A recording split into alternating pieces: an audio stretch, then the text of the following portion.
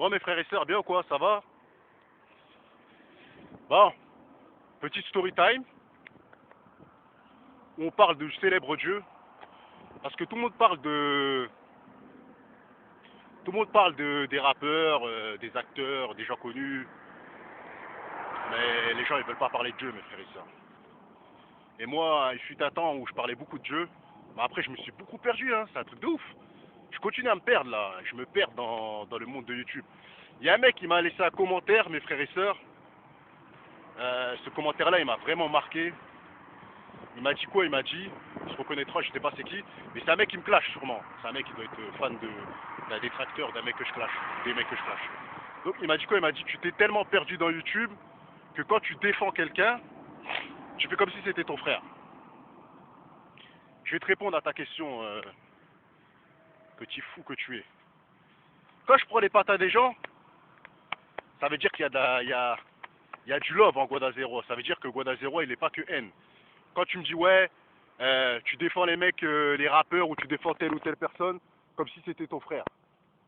Eh ben Dieu il le dit, aime ton prochain comme toi-même. Ça veut dire, tout ce que tu fais pour toi, tout ce que toi tu fais pour toi, tu dois le faire pour ton prochain. Ça veut dire que tu dois le faire pour les gens que tu apprécies ou que tu n'apprécies pas.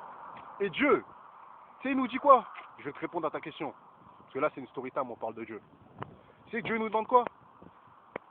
Il dit, qu'est-ce que vous aurez fait de incroyable si vous avez aidé votre frère de sang ou si vous avez aidé votre ami que vous connaissez?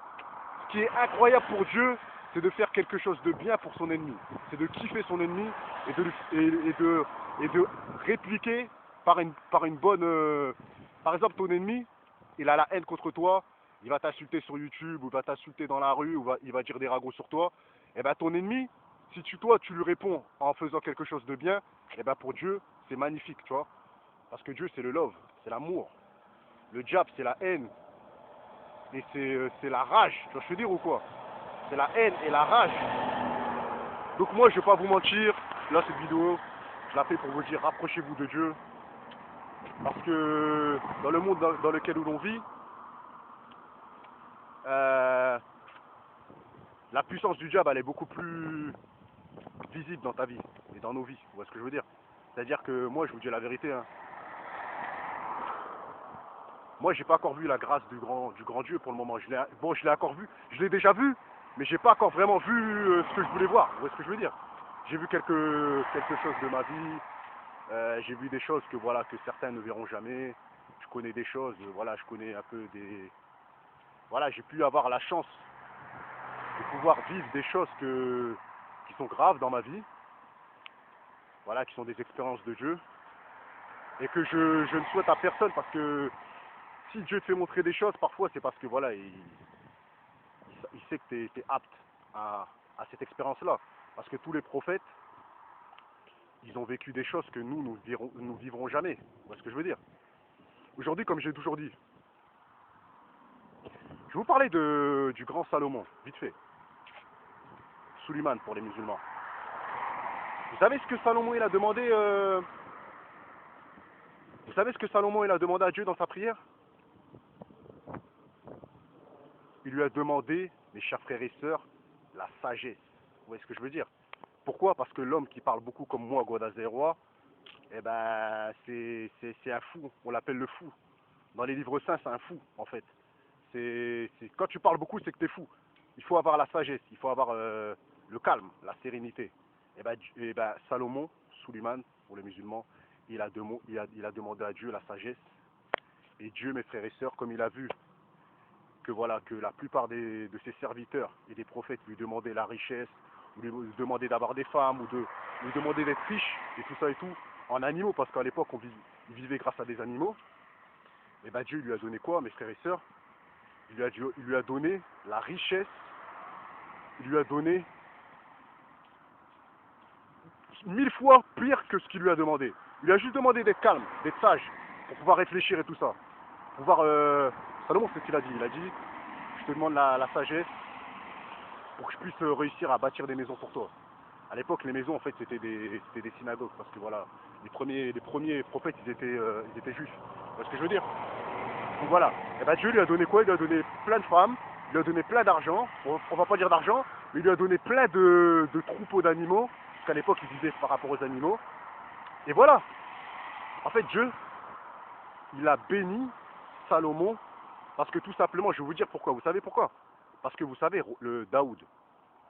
Daoud, c'est David dans la Bible et Daoud dans l'islam. Daoud, c'est le roi d'Israël. C'est un fidèle serviteur à Dieu. Et Dieu, comme il a vu que David, il était fidèle à lui, ça veut dire qu'il faisait ses prières et il écoutait tout ce que Dieu lui demandait de faire, et bien vous savez ce qu'il a fait? Il a dit, je vais bénir tes enfants jusqu'à la 15e génération. Ça veut dire que toute la descendance de David, le fils, David, le père de Salomon, parce que Salomon c'est son fils, et bien sera dans la bénédiction, dans la réussite, dans tout. Donc je vais vous dire un truc. La puissance de Dieu dans ta vie, elle est dans l'obéissance en fait. Vous voyez ce que je veux dire? Elle est dans l'obéissance. Et en ce moment, Guadalajara, mes frères et sœurs, il est dans la désobéissance, vous comprenez? Parce que je fais plein de clashs sur internet et tout ça et tout. Mais Guadalajara, il n'oublie pas que même dans les mauvais moments, même dans les clashs, on croit en Dieu. Même quand ça va pas dans nos vies, on a des soucis, on va perdre quelqu'un de notre famille, on va perdre des proches, on croit en Dieu. Même quand je suis en train d'insulter ta mère, je crois en Dieu. Tu vois, je veux dire ou quoi? C'est juste que voilà, c'est juste que je suis pas dans la puissance je suis pas dans, comment dire, je suis pas dans la présence de Dieu sur le moment où je te clash, où je vous clash. Mais même dans les mauvais moments, on n'abandonne pas Dieu. Ça veut dire que ça m'est arrivé, je vais dans mon quartier, je tombe sur un mec, je sais pas, on s'embrouille, on se met des droites. Ça m'est déjà arrivé à plusieurs reprises. Vous voyez ce que je veux dire? Mais même dans ce moment-là, je crois en Dieu. Tu vois, je veux dire ou quoi? Et voilà, et en fait, si tu recherches la protection et la présence de Dieu dans ta vie, eh ben, elle est tout simplement dans les Écritures, parce que comme je le répéterai toujours, Aïssa dans les musulmans, Jésus-Christ pour les chrétiens, eh ben, le diable il est venu le tenter et lui a demandé de le suivre, et lui a répondu. Et ouais, c'était pendant qu'il faisait le ramadan, pendant qu'il jeûnait. Donc voilà, pendant qu'il jeûnait, il est venu, il a voulu lui donner du pain, le diable, pour manger. Il a dit mange. Il a dit non. Vous voyez ce que je veux dire? Après, mes frères et sœurs, il lui a dit quoi? Il lui a dit, suis-moi et je te donnerai le monde. Voilà pourquoi vous voyez qu'il y a des stars, il y a plein de gens connus, tout ça et tout. C'est le diable qui donne. Parce que le diable, il a proposé ça à Issa, à Jésus. Il a refusé, il a dit, moi je me nourris que de la parole de Dieu. Vous voyez ce que je veux dire? Je me nourris que de la parole de Dieu.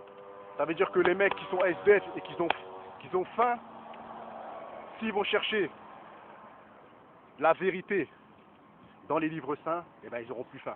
Parce que quand tu te nourris de la parole de Dieu, même si tu as un SDF ou je sais pas, t'as pas d'argent, eh ben, Dieu va te nourrir. Tu vois, je veux dire ou quoi? Il dit même que, Dieu dit même quoi? Il dit, les êtres humains, vous vous inquiétez, alors que les oiseaux et les chiens et tout ça, les animaux abandonnés, ils s'inquiètent pas et il les nourrit. Les poissons et tout ça et tout, ils s'inquiètent pas et il les nourrit. Mais vous, dès que vous avez un problème d'argent, ben, vous vous inquiétez. Voilà pourquoi il dit que l'être humain il a peu de foi. Sur ce, c'était une petite vidéo mes frères et sœurs. Tout à l'heure on revient mes frères et sœurs sur ce. Bah